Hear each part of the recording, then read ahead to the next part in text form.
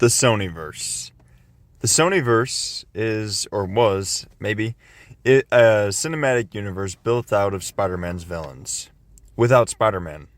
A universe that promised dark, interconnected anti-hero stories, but instead became a chaotic mix of tone-deaf scripts, studio interference to the brim, and meme disasters, and movies that just really felt like they were from the early 2000s, like a different time period entirely. What should have been Marvel's darker counterpart became one of the most confusing, inconsistent cinematic universes in modern superhero cinema. And today, we're doing a full deep dive. Not just surface level stuff either. I'm going to be going into every reason, I believe at least, the Sony-Verse collapsed. From legal issues, business motives, narrative failures, tone dissonance, production chaos, marketing lies, character misuse, heavy on that, by the way, and fundamental philosophical problem that doomed the universe before it even started. This is the most comprehensive breakdown of how and why the Sony-Verse failed. So, with that being said, let's begin. Now, to understand the failure, we need to understand the foundation. Everything goes back to 1985 to 1999. This is when Marvel, despite nearly bankrupt, sold film rights to survive. Marvel, now this is something people have, popularized talking about when it comes to like the MCU. But Marvel sold Spider-Man's movies to Sony Pictures for $7 million. A decision that would shape superhero films for decades. Now, when Sony bought these rights, they weren't buying just Spider-Man. They were buying an entire ecosystem of Spider-Man. All related characters. That includes villains, supporting characters, minor characters, and even obscure ones. That meant Sony was sitting on a gold mine of over 900 characters, which makes that $7 million price tag seem incredibly low in my opinion, especially even when you're equating it to, the dollars of the past. It's very low. But there was one problem. Sony didn't know what to do with them. For years, they only made Spider-Man films. Sam Raimi carried Sony through the early 2000s. Then we had Mark Webb reboot it in the early 2000s or the mid 2000s. But in the 2010s, the superheroes' arm race started in a way. Disney built the MCU. Warner Brothers tried their crack at the DCEU, and Fox had the X-Men universe. So Sony wanted their own universe too. But unlike the MCU, Sony didn't start with a story plan, a central hero, a writer's room that was, competent, or a visionary roadmap. They started with a rights contract and realized we can't make Spider-Man movies fast enough to keep up. So let's build a universe around his villains. And that is the beginning of everything that would go wrong. Before the current Sony-Verse, there was the first attempt, the Amazing Spider-Man universe from 2012 to 2014. And by this, I mean Sony planned the Sinister Six, Venom, Black Cat, Silver Sable, Aunt May espionage movie, a Spider-Man cinematic universe just like the MCU. And most common fans that I've talked to have no clue about any of this. And if you're watching this and you do know, then that's awesome. But if not, it's very interesting because there's this whole background stuff that they were supposedly setting up that a majority of people just don't know about. But The Amazing Spider-Man 2 collapsed under studio interference, misjudged tone, forced universe setup that I just mentioned, overstuffed plotting, and rushed world building. They repeated the mistakes of the modern Sony-Verse before the modern Sony-Verse even existed. Spider-Man got rebooted again, which led to Tom Holland entering the MCU, of course, and Sony saw the MCU exploding with success. They wanted a universe of their own, but couldn't use their most popular character full-time because they shared it with Disney. So they made a decision that would define the entire Sony-Verse. Let's make a Spider-Man universe without Spider-Man.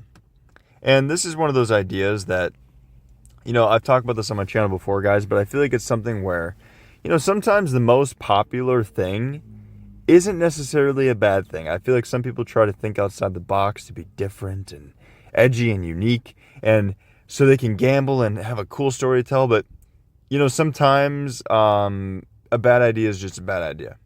You're not going to be the underdog every time. And this is one of those times. In 2018, Sony released Venom. And honest truth, it should not have worked. But I will say, Tom Hardy carried the film so hard he practically dragged it across the finish line himself, in my opinion. Now, I think Venom succeeded because Tom Hardy, as I mentioned, played Eddie and Venom with bizarre comedic chemistry.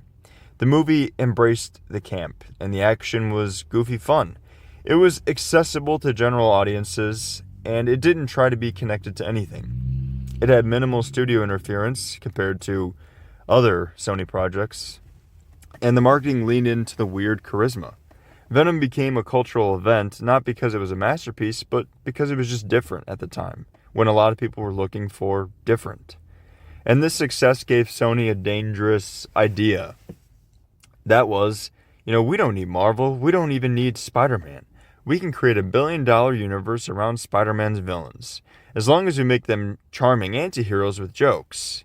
But Sony misunderstood what made Venom work. They thought the success was the tone, the anti-hero formula, the edgy vibe. But the reality is, Venom worked because Tom Hardy made it work, not because the formula works. And Sony didn't realize this, so they copied all the wrong elements, which brings us to the tone crisis.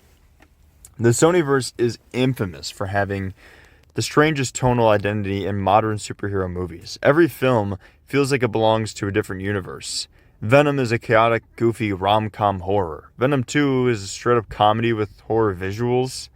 Morbius wants to be a dark horror thriller, a Spider-Man-style origin story, a scientific tragedy, a Venom-esque anti-hero comedy, but ends up being none of them. Kraven the Hunter tried to be a hyper-violent revenge thriller. Madam Web was a supernatural, kind of young adult mystery with campy dialogue that belongs in 2004. And there is no unifying tone. However, you look at the other places, or the other universes I mentioned, like the MCU, which has light comedy, heroic adventure, character-driven stories, and DC, which had operatic myth-making, high-stakes morality, moody color palettes. But Sony, what is Sony's tone? Their tone is, whatever happens after we fight with the editor, I guess. I mean, there's no stylistic continuity. There's no visual identity, no universe-wide personality. When a universe has no tone, it has no brand. And when a universe has no brand, it can't survive because nobody will connect to it. Now, I want to talk about the Spider-Man problem. This is the fatal flaw that doomed the Sony-Verse, because as much as people like to debate this, you cannot build a Spider-Man universe without Spider-Man. Every single character Sony tried to launch is tied directly to Peter Parker. Venom is the dark mirror of Spider-Man. Morbius is one of Spider-Man's tragic foes. Kraven exists because he wants to hunt the ultimate prey, that being Spider-Man. Madam Web's entire function is to protect the spider totem. Black Cat is a romantic foil for Peter Parker.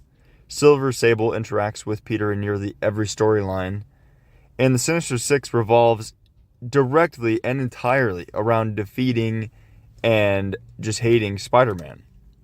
So Sony tried to build a world around these supporting characters without the main character who gives them meaning, drive, depth. It's like building Gotham without Batman, Metropolis without Superman, or Wakanda without Black Panther. The universe was hollow at its core, and you could honestly feel that in all the movies. So, Sony started inventing new motivations. Villains turned into anti-heroes when they really should not have been. Heroes were rewritten to be unconnected, and origins were altered to remove Spider-Man entirely. This created stories that felt directionless, emotionally empty, and thematically hollow. Because every villain's motivation circles back to Peter Parker. remove Peter, and the motivations just collapse. Now, Morbius was the first real catastrophe. I kind of briefly mentioned this earlier, but Morbius is more than a failed movie. It is a case study in everything wrong with the Sony-Verse, pretty much perfectly wrapped into a bow. Now, the first problem being identity crisis. It did not know what tone to embrace because should it be dark horror, serious thriller, Venom-style comedy, superhero origin story, scientific tragedy? It attempted all of them at once, and it resulted in incoherence. And the second problem that plagued this entire universe is editing hell. I mean, Morbius went through severe reshoots. Entire subplots were removed. Trailers showed scenes that never appeared in the movie, which was very popular for the Sony-Verse. And it's not like the MCU where they do it to avoid spoilers. It was just straight up cut. And Sony cut Spider-Man references at the last minute for this one specifically. Now, the third problem is misleading marketing. The trailer showed the Oscorp building, the Spider-Man graffiti I just talked about, and Vulture from the MCU.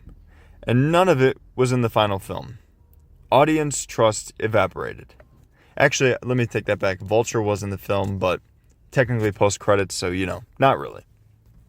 And the fourth problem is generic writing. Morbius had no memorable villain, no thematic arc, no emotional stakes, no character identity. I mean, it felt like a bad 2005 superhero film released in 2022. The fifth and final problem, though, that I want to talk about that I find funny is the meme re-release. Now, Sony thought the memes meant audiences wanted more Morbius. Because if you don't know, Morbius was iconic, I guess, for having some good memes surrounding it. But so, they re-released it and it flopped again. And actually, I think it flopped even worse. It became the first movie to fail twice in theaters. Now, that should have been the wake-up call, but it only got worse. I want to talk about next the multiversal miscalculation. And what do I mean by that? So, Sony saw Marvel doing multiverse stories, and they try to do the same thing because naturally their whole thing is to copy everybody else. But Marvel's multiverse had rules, and Sony's didn't. You see, when Michael Keaton's Vulture appears in Morbius' post-credit scene, it makes no sense. Why would the spell send him to a universe he has no connection to? How does he magically keep his wings if they were built with Stark tech? Why does he immediately want to form the Sinister Six after all of his development in Spider-Man Homecoming? Because it is insinuated that this is the same Vulture. And why does Morbius, a guy who saves lives, want to join him? And this is the issue I was talking about with the whole turning everybody anti-hero route. Like, all of a sudden, Morbius is going to go from being an anti-hero, to which you could argue kind of hero, to being a straight-up villain again. It just makes no sense. And the audiences can smell this desperation. Because Sony didn't introduce the multiverse for storytelling. They did it for, we want the MCU characters in our movies. But without narrative logic, it just becomes noise. And speaking of something that you could classify as just noise, we have Madam Web. And this is really the final collapse. Like, in my opinion, this is the final nail in the coffin that literally just drove audiences away from these movies in theaters. Madam Web represents the peak, or the bottom, I guess, of this collapse. Now, with dialogue like, he was in the Amazon with my mom when she was researching spiders right before she died, or when you take an animal out of its natural habitat, you might cause it to attack. It feels like it's written for like a bad 2004 TV show. A film built only to set up future movies. Madam Web tried to set up multiple Spider-Women, Ezekiel Sims, I guess, a future Peter Parker, and a future villainous timeline before any characters are even established, and established well at that. This is the Amazing Spider-Man 2 problem again, but like on steroids. A Spider-Man film terrified to mention Spider-Man. You can't build tension around the birth of a legendary hero if you can't legally say his name. And it is so bad because it's such an obvious issue they had in the movie. And it's one that if general audiences are noticing it, then it must be pretty bad. But the other issue is production chaos. This involves reshoots, rewrites, test screening rewrites, studio interference. Everything just felt out of place, and Madame Web didn't just fail financially. It became a cultural symbol of modern superhero fatigue, and Sony's inability to lead a universe. Now, there was no central leader to this universe, and I don't mean characters per se. You see, Marvel had Kevin Feige, or has Kevin Feige. Warner Bros. Now has James Gunn and Peter Safran, but Sony has no one really. I mean, they have somebody, but not like, to that caliber. Each film is made by completely different teams that do not communicate, they don't plan together, they don't share a universe Bible per se, and they don't follow consistent continuity. Because there's no central storytelling hub, there's no long-term plan, and no narrative direction.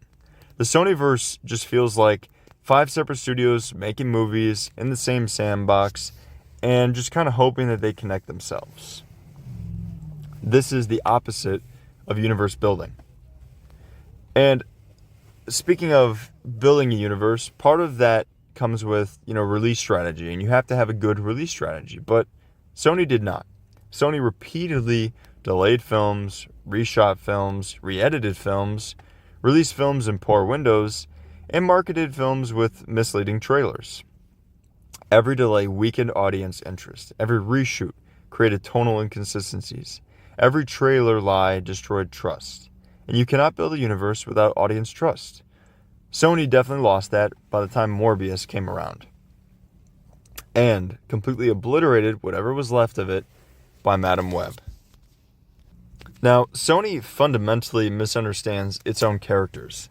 Because instead of having these tragic, interesting villains, these complex anti-heroes, and these morally ambiguous figures that are still very interesting to audiences, Sony forces every character into the same mold. Good guy with a dark side who accidentally becomes a hero, and occasionally hurts people.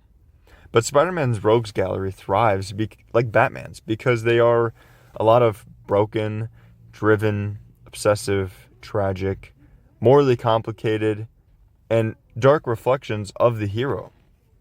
Sony strips them of that depth, because without Peter Parker to contrast them, they just become generic. Sony's universe also exists next to the MCU, as I've mentioned enough in this video, but it never feels like it belongs anywhere, really. Audiences see higher quality filmmaking in the MCU, better writing, better continuity, and more vision.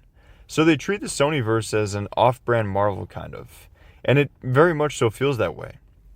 Sony tried to copy the MCU formula without the foundation, and it's like trying to recreate a house by copying the paint color, but ignoring the blueprints. You get something that maybe looks similar, maybe, but it collapses instantly upon, beyond anything else. But, there's a lot of movies that actually never even happened, and this is the kind of where I want to talk about some of those, because this universe wasn't just poorly executed. It was built on films that never existed, because Sony announced multiple, including Silver Sable, Black Cat, Night Watch, Silk, Jackpot, El Muerto, Sinister Six reboot, Spider-Woman, Olivia Wilde's secret project, which I never really remember hearing about. Maybe we did find out about it. If so, I'll put a picture here, but either way, and Hypno Hustler. Many quietly died, others stalled, and some exist only as press releases. Sony tried to expand the universe faster than it could sustain itself. They built a dozen off-ramps before even building a highway to cruise on. And that's just never a good sign, never a good formula. As of now, Venom 3 has come out. Kraven has come out and failed. Madame Web bombed, Morbius bombed, El Muerto is done, and Silk is in limbo. The Sony-Verse is collapsing in slow motion.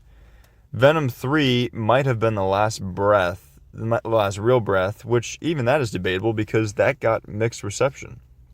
And after all this, Sony will likely reset everything once again, because now they know the universe can't survive without Spider-Man. In the end, every failure points back to one truth.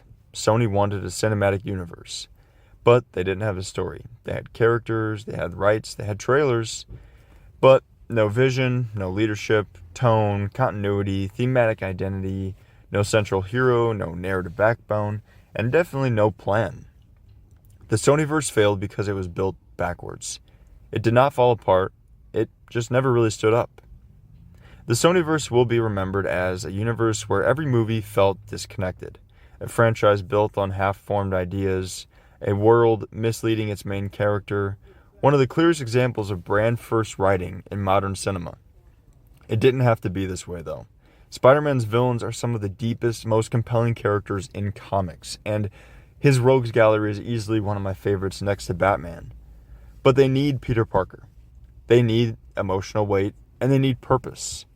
Without that, you get a universe built on shadows, a universe built on legal contracts, which Sony's very good at, a universe doomed before it even began. This is how the Sony universe failed. And if you guys enjoyed what I had to say and you stuck around this long, I really do appreciate it. But that's about all I have to say. So let me know what you think down below. Do you agree? Do you disagree? I'm not one to say opinion is fact ever. So, this is just my opinion. Although I will say I've never really met somebody that has enjoyed the Sony-Verse. But if you do, I'd love to hear why. I mean, I'm open to all opinions, point of views. Maybe you could change my mind. But let me know what you guys want to see next. Other than that, I'll see you guys in the next one. Thanks.